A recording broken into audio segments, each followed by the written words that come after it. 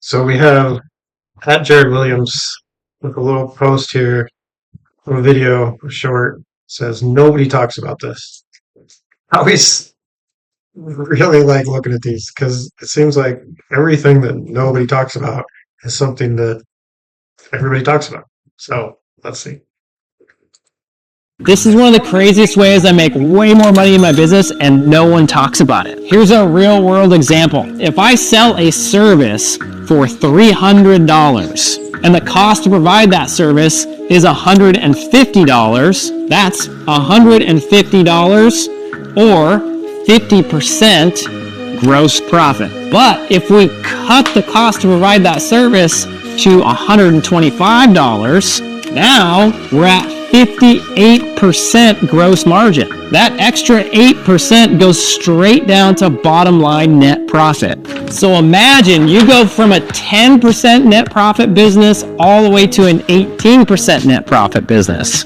If you did 500K net last year, that same business will do 900K this year just by increasing gross margin by 8%. If you want to learn how to make that happen, click the link in my bio. This is one of the craziest. Yeah. Again, like I said at the beginning, all these videos that say nobody's talking about this is basically stuff that is pretty standard. Um, Yeah, if you decrease your costs to do business, you will increase your profits. It's a pretty simple thing.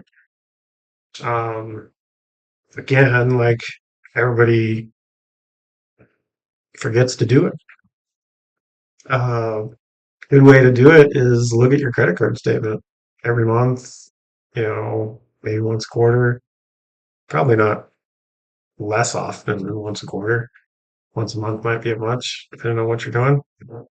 And if you've got some subscriptions on there for your business, then you probably don't need anymore. Drop them.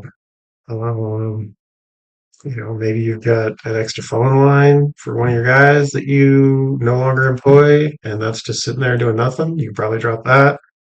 Maybe you've got a service that you haven't been using in a long time.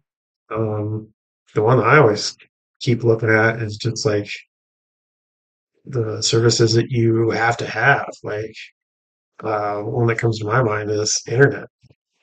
Internet providers, they seem to always be competing with each other, and you seem to always be able to be like, hey, I'm going to go with this other internet provider, and they're going to cut my bills by 30%. Are you going to match it? And if they won't match it, you go to the other one. What difference does it make, really? And then if they do match it, maybe they match it, and you just have to stay, and they give you a discount for a while. Pretty standard tactic is to look at your costs maybe not every month, but certainly every quarter.